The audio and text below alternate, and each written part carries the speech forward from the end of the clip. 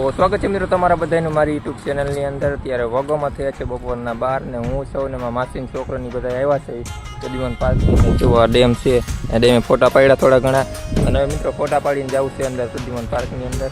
તો તમે વ્લોગમાં છેલ્લે સુધી કન્ટિન્યુ રહેજો. વ્લોગ ગમે તો લાઇક, શેર અને સબસ્ક્રાઈબ કરી નાખજો.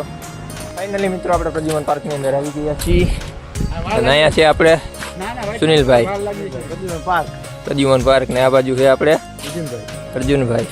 તો હાલો મિત્રો ધીમે ધીમે બધી વસ્તુઓ જે હશે તમને બતાડશું. તમે વ્લોગમાં છેલ્લે સુધી કન્ટિન્યુ રહેજો. આપણે સૌ પ્રથમ વાર જોવા આવતા રહ્યા છે માકડું. તમને ક્યાંય દેખાય છે માકડું? જોર્યું જો અહીંયા બેઠું છે મિત્રો. અમારું દેખાતું નથી. જો અહીંયા બેઠા છે, દેખાતું છે. ઉપર હજી ફોકસ કરું. જો બેઠા. તો જો મિત્રો આપણે માકડું જોઈ લીધું ને હજી આપણે આગળ ઘણી ઘણી વસ્તુ જોઈ લીધું. અને હાલો હજી ફોટા પાડવા છે ને આપણે. તો હાલો મિત્રો હવે થોડા ઘણા અહીંયા ફોટા પાડી લઈએ માકડા પાસે. તો આપણે ફોટોશૂટ કરી લીધું છે. અને અર્જુનભાઈ તમને કેવું લાગી રહ્યું છે? મસ્ત મસ્ત લાગી રહ્યું છે, જોરદાર. ને હવે ચાલો આગળ આપણે જોઈએ શું છે. મિત્રો અત્યારે આવ્યા છીએ અમે ભારતીય વરુ જોવાના. આમાં ક્યાંય ભારતીય વરુ જ દેખાતા નથી. અમારી અરે પોપટ થઈ ગયું છે. અને આ લોકોને હજી ફોટા જ પાડવા છે. કેટલા ફોટા પાડ્યા? ચાલો મિત્રો હજી આગળ હું છે બધું જોવી. તમે બ્લોગમાં કન્ટિન્યુ રહીજો. તો મિત્રો અત્યારે આવ્યા છીએ અમે માછલી ઘર જોવા માટે. જોઈ લ્યો, માછલીઓ જોઈ છે બાળકો. તો ચાલો મિત્રો આપણે માછલીઓ જોઈ લઈએ. પહેલાં તો ટિકિટ લેવી પડશે. ફટાફટ ટિકિટ લઈ લઈએ.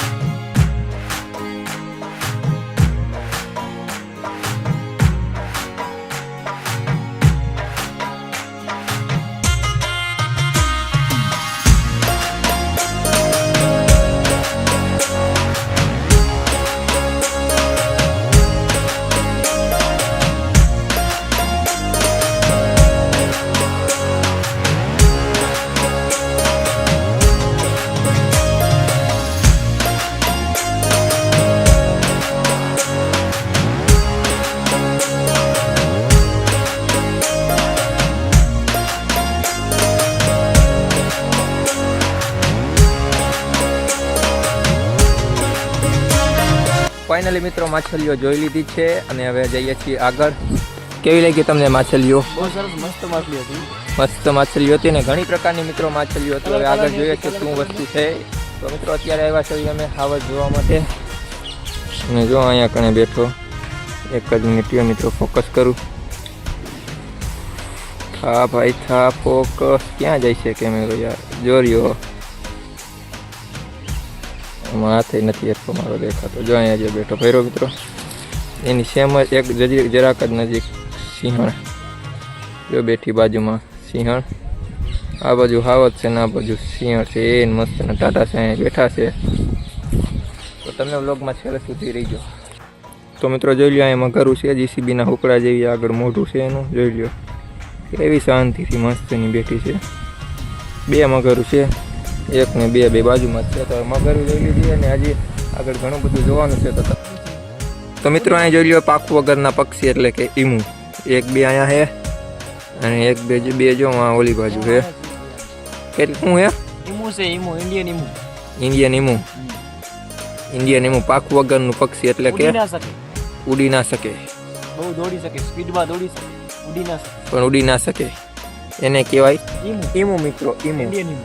Indian emu. તો મિત્રો અત્યારે જોવા આવતા રહ્યા છીએ વરુ. જોઈ લો અહીંયા બેઠું ભર્યું. જો કાંઈ બેઠું ને કે એની વાંહે છે વરુ છે. વરુ નાના જેવું છે બીજું એ આવે તો એ પણ હજી આગળ છે. તો હાલો મિત્રો એ પણ દેખાડીએ અને બ્લોગ ઘણો બધો લાંબો થઈ ગયો છે એના માટે સોરી અને ગમતી. તો મિત્રો અત્યારે અમે આવતા રહ્યા છવી ટાઈગર જોવા માટે. Royal tiger. Royal Bengal tiger એવું કંઈક નામ છે. જો અહીંયા સૂતો એક સૂતો છે અને એક એની પાછળ બેઠો છે. બે ટાઈગર છે મિત્રો. જોઈ લો રોયલ બેંગલ ટાઈગર એવું કંઈક નામ છે. અને બે ટાઈગર અહીંયા છે અને અહીંયા હજી ફોટા પાડવા છે ને? ફોટા તો ખૂટતા જ નથી તમારે બેને. તો હાલો મિત્રો ફોટા પાડી લે અને હજી ઘણી બધી વસ્તુ છે.